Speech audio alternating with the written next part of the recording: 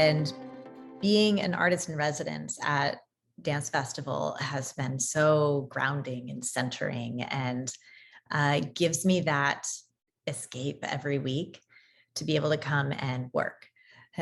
So I've been able to take a through line from a seed production that I did in New York in 2019, right, somewhat before everything kind of shut down.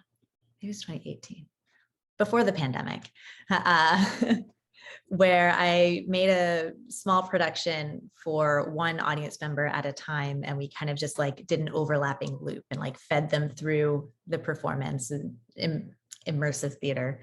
And, as the first person was going through halfway, I sent the second person through, and then the third person would meet the first person as they're coming out and make a connection.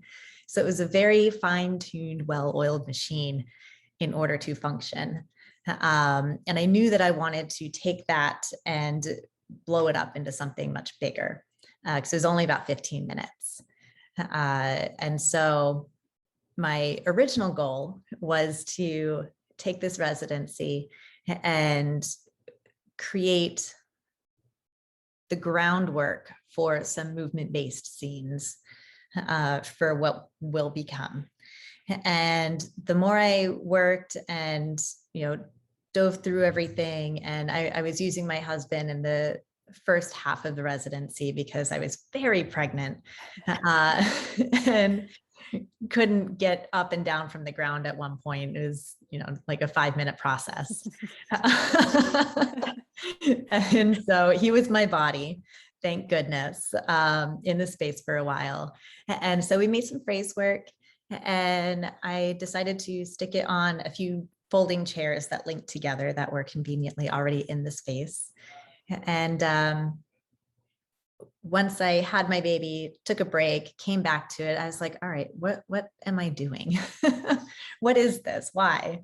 And I started narrowing down what I was creating from, this huge expanse of text and video and photographs that I was pulling from, and prior movement, and I was like making a big ball of mush, movement mush.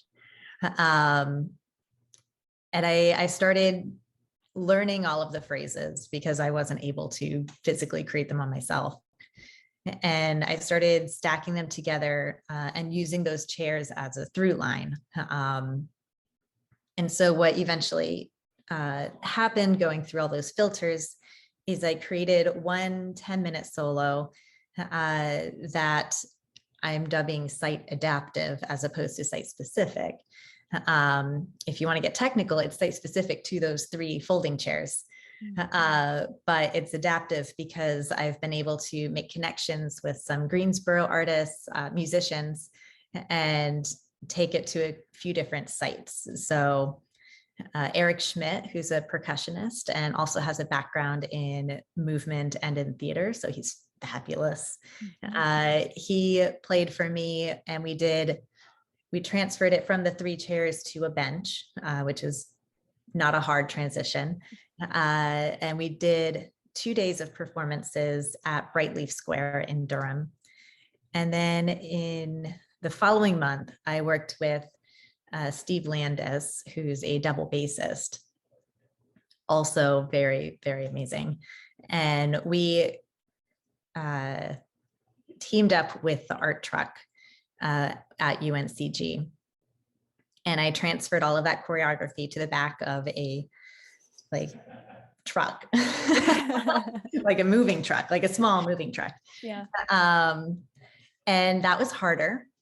I'm grateful that I had 3 rehearsals in the space instead of 2 hours like I did with the bench, to transfer all of that choreography. And that was the most interesting one, to see how things transitioned, how large movements became small and small movements became large, and the arc of the piece changed.